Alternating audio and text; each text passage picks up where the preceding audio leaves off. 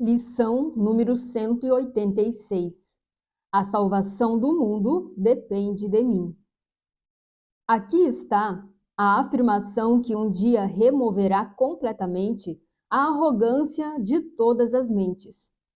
Aqui está o pensamento da verdadeira humildade, que não te confere nenhuma outra função, a não ser a que te foi dada. Ele oferece a tua aceitação da parte que te foi designada, sem insistir em outro papel. Ele não julga o papel que te é devido, apenas reconhece que a vontade de Deus é feita na terra como no céu. Ela une todas as vontades sobre a terra no plano do céu para salvar o mundo, restaurando-o à paz do céu. Não lutemos contra a nossa função, não fomos nós que a estabelecemos, não é ideia nossa. Os meios pelos quais ela será perfeitamente cumprida nos são dados.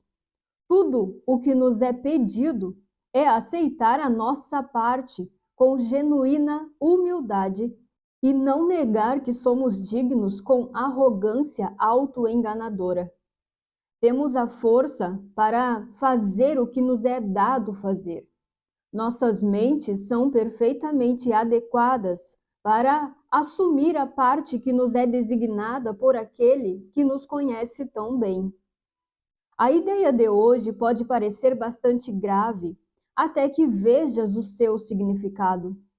Tudo o que ela diz é que o teu Pai ainda se lembra de ti e te oferece a confiança perfeita que tem em ti, que és o seu filho. Não pede que sejas de nenhum modo diferente do que és. O que poderia a humildade requerer senão isso? E o que poderia a arrogância negar senão isso? Hoje não nos equivocaremos da nossa tarefa sob a alegação capciosa de que a modéstia está sendo ultrajada. É o orgulho que quer negar o chamado pelo próprio Deus. Hoje, deixamos de lado toda a falsa humildade, para que possamos escutar a voz de Deus, revelar-nos o que Ele quer que façamos. Não duvidamos da nossa adequação para a função que Ele nos oferecerá. Teremos certeza apenas de que Ele conhece as nossas forças, a nossa sabedoria e a nossa santidade. E se Ele nos considera dignos, nós o somos. Só a arrogância julga o contrário. Há um caminho e apenas um para seres liberado da prisão que o teu plano de provar que o falso é verdadeiro te trouxe. Ao invés disso, aceita o plano que não fizeste. Não julgues o teu valor para o plano. Se a voz de Deus te assegura que a salvação precisa da tua parte e que o todo depende de ti, esteja certo de que é assim. O arrogante tem que agarrar-se às palavras, amedrontado de ir além para experimentar aquilo que poderia afrontar a sua posição. Mas os humildes são livres para ouvir a voz que lhes diz o que são e o que devem fazer. A arrogância faz uma imagem de ti que não é real. É essa imagem que se intimida e recua aterrorizada quando a voz por Deus te assegura que tens a força, a sabedoria e a santidade para ir além de todas as imagens. Tu não és fraco. Como é a imagem de ti mesmo? Não és ignorante e indefeso. O pecado não pode manchar a verdade em ti e a miséria não pode aproximar-se da santa casa de Deus. A voz por Deus te relata tudo isso. E à medida que ele fala, a imagem treme e busca atacar a ameaça que não conhece, sentindo as suas bases desmoronarem-se. Solta-a. A salvação do mundo depende de ti e não desse montinho de pó. O que pode ele dizer ao Filho Santo de Deus? Por que precisa sequer preocupar-se com isso? E assim achamos a nossa paz. Aceitaremos a função que Deus nos deu, pois todas as ilusões baseiam-se na estranha crença de que podemos fazer outra para nós mesmos. Os papéis que nós fizemos são mutáveis, parecem passar do desconsolo ao sublime êxtase do amor e de amar. Podemos rir ou chorar e saudar o dia com boas-vindas ou com lágrimas. O nosso próprio ser parece mudar ao experimentarmos mil alterações de humor, e as nossas emoções, de fato, nos remontam às alturas ou nos atiram ao chão em desespero. É esse o Filho de Deus? Poderia ele criar tal instabilidade e chamá-la de filho? Aquele que é imutável compartilha os seus atributos com a sua criação. Todas as imagens que o seu filho parece fazer não têm efeito sobre o que ele é. Atravessam a sua mente como falhas varridas pelo vento, que por um instante formam um padrão, depois separam-se para novamente agruparem-se e desaparecerem. Ou como miragens vistas num deserto surgindo do pó. Essas imagens sem substância irão embora e deixarão a tua mente desanuviada e serena quando aceitares a função que te é dada. As imagens que fazes só dão origem a metas conflitantes, vagas e temporárias, incertas e ambíguas. Quem poderia ser constante em seus esforços ou dirigir suas energias e concentrar as forças em direção a metas como essas? As funções que o mundo estima são tão incertas que, no mais seguro dos casos, mudam 10 vezes por hora. Que esperança de benefício pode se basear em metas como essas? Em belo contraste, tão certo como a volta do sol que se dissipa à noite a cada manhã, a função que te foi verdadeiramente dada sobressai clara e totalmente sem ambiguidade. Não há nenhuma dúvida da sua validade. Ela vem daquele que desconhece o erro e a sua voz tem certeza das suas mensagens. Essas não se alterarão, nem entrarão em conflito. Todas apontam para uma única meta, a qual podes atingir.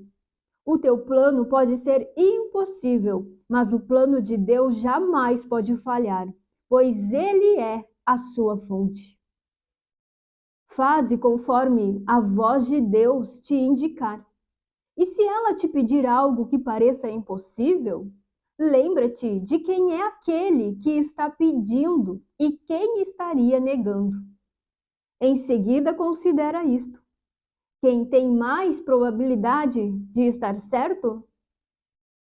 A voz que fala pelo Criador de todas as coisas, que conhece todas as coisas exatamente como são, ou uma imagem distorcida de ti mesmo, confusa, desnorteada, inconsciente e insegura de todas as coisas.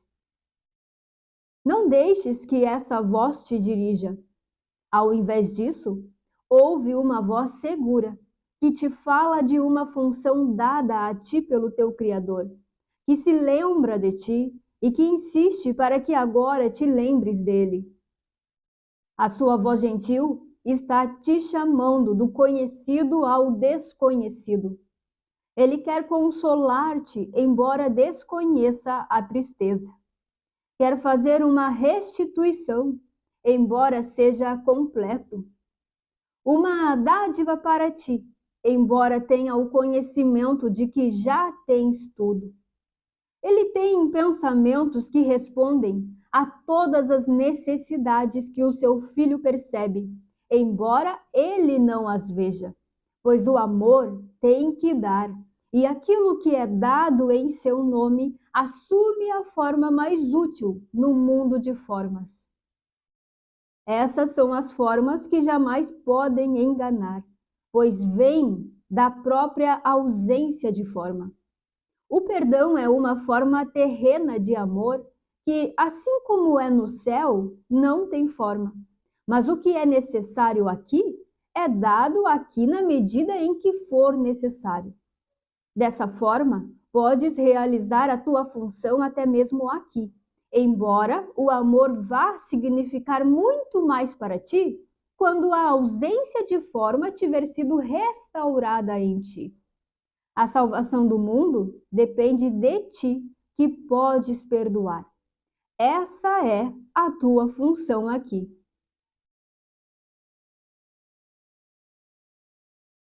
Essa lição está falando estritamente do observador da consciência. Ele está falando de quem nós somos e não da Bruna, da pessoa, do corpo, da personalidade. Quando a gente lê esse título, A Salvação do Mundo Depende de Mim, pode achar que o mundo que precisa ser salvo é este mundo aqui, não é? Que precisa ser salvo é essa nação, é a terra. Pode achar que Jesus está falando de salvar os animais, as florestas, as pessoas, o planeta Terra e quem sabe até os outros planetas. Mas Jesus não está falando de salvar este mundo ilusório. Pensa só. Por que Deus que é espírito, é tudo o que é, por que ele criaria um mundo de formas cheio de defeitos, de problemas, de misérias, de doenças, de morte? E depois disso, mandaria um único filho dele, né? E aí, filho esse que é também de carne, de matéria, né? E isso, para mim, nem tem lógica. Deus é espírito, mas tem um filho que é de carne e osso. E aí ele manda esse filho para salvar o mundo todo ferrado que ele fez. Isso seria muito ego, isso seria muito narcisismo até. Então, não é este mundo que precisa ser salvo. E também não é nenhuma pessoa que tem que salvar o mundo. Não depende da Bruna, da Marta, da Maria, do João ou do José, tá? Então vamos lá. A salvação do mundo depende de mim. Mundo é consciência. E o mim aqui do texto também é consciência. Então, lembra que a extensão de Deus, a criação de Deus, que é Cristo, né? A extensão de Deus, teve uma ideia, uma pequena ideia. Só que essa ideia não foi tida junto com Deus, foi uma ideia à parte de Deus, né? E aí Deus, ele disse assim, ó, tu pode ter essa ideia, só que essa ideia não pode ter significado. Essa ideia não pode ter existência, porque eu sou a fonte da existência, eu sou a fonte da vida. E se essa ideia não foi pensada comigo, por mim, não foi criada em mim, não saiu de mim, então é uma ideia que não tem realidade, não tem vida, não tem verdade, não tem significado. E Cristo, ok, tudo bem. Cristo não deu importância para isso. Mas o que aconteceu? Essa ideia tida, separada de Deus, ela teve um efeito, que foi o pensamento de separação, né? O ego, como a gente conhece. E aí, logo, juntamente com isso, no mesmo instante, uma consciência de ser este pensamento de separação. E consciência é o quê? É pensar, é ser, é experienciar. Então, mesmo sem ter significado, sem ter realidade, sem ter existência, mesmo sem ser verdade, porque não tem a fonte da vida como procedência, a consciência experimenta a separação de Deus. E porque é uma experiência, ela acredita que é real, que é verdadeiro, mas ainda assim é uma ilusão. A consciência, sentindo-se separada de Deus, da totalidade, ela sente culpa por ter se separado, por ter mudado a realidade. e sente medo de Deus, né? Para ela, Deus vai atacá-la, vai revidar o que ela fez, né? E para resolver isso, para acabar com essas sensações basais, com esse pavor ali, ela faz as imagens, ou seja, ela faz esse mundo aí que você conhece, para se esconder nele. Então, ela foca nas imagens a ponto de se sentir a imagem. Agora eu sou a Bruna e assim Deus não me acha. Agora eu sou a Sueli e assim Deus não me acha. Agora eu sou o sol, eu sou o cachorro, eu sou a barata, a formiga, o mosquito, a árvore e assim Deus não me acha. Só que a sensação basal de culpa e de medo continua ali, não sai. E aí, sendo a Bruna, sendo a Sueli, o cachorro, a árvore, qualquer coisa aí, é preciso continuar fugindo, é preciso continuar se distraindo, que são então essas buscas aí no mundo, né? Essa insatisfação. Agora eu quero ser isso, preciso fazer aquilo, quero melhorar isso, tem que ser assim, porque não está certo, porque não está bom. Então, é movido pela insatisfação. Então, você pode ver que o mundo é isso, essa insatisfação, está sempre em busca, né? Melhorando, evoluindo. Isso não é evolução, isso é uma insatisfação. Então, eu fiz esse resumo aí só para você lembrar e entender o que é salvação e de quem é essa função de salvação. Baseado nisso, fica fácil a compreensão desse texto, né? A salvação do mundo depende de mim, não é da Bruna, porque a Bruna é a distração, a Bruna é o esconderijo, a Bruna é o meio na qual a consciência está fugindo e se escondendo de Deus.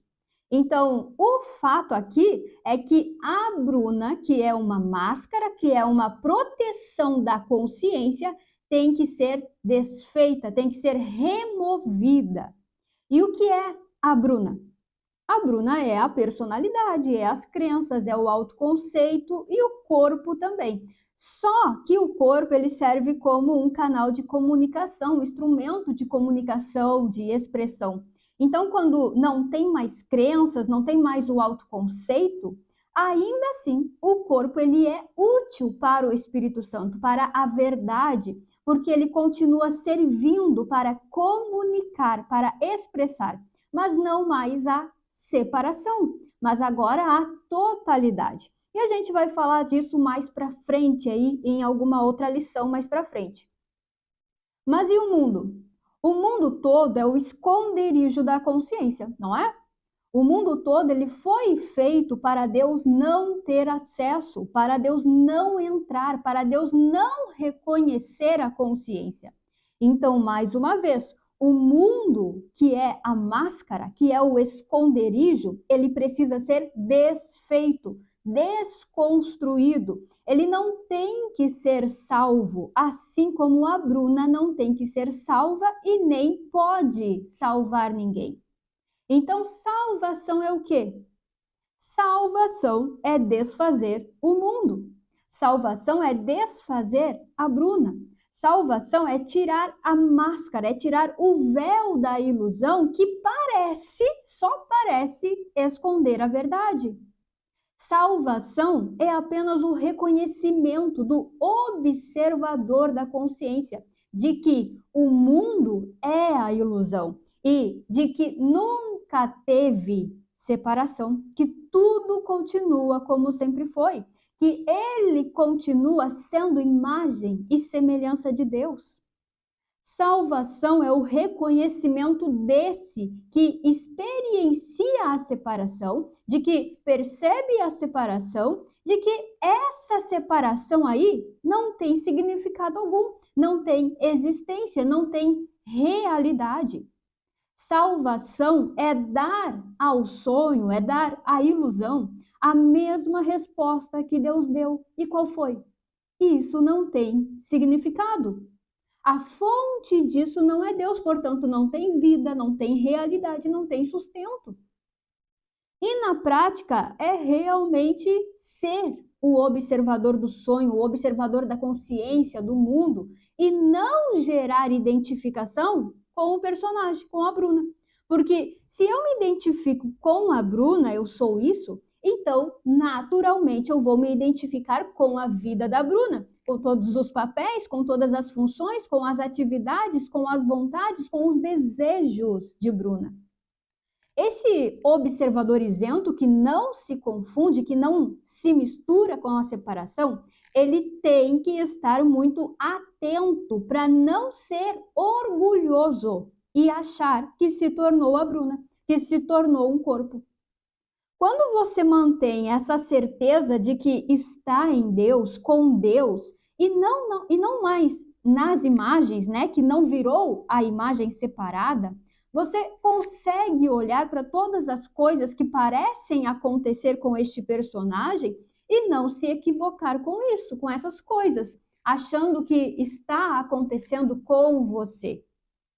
Então, se o personagem, né, tá triste, tá com raiva, tá com desejo, tá eufórico, tá feliz, você continua de fora assistindo, sabe? Continua assistindo todas essas sensações e emoções de fora. Você não se identifica com essas sensações.